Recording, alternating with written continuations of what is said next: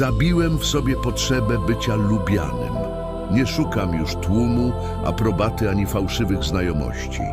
Zrozumiałem, że większość ludzi kocha cię tylko wtedy, gdy jesteś wygodny, cichy i przydatny. Dziś mam spokój.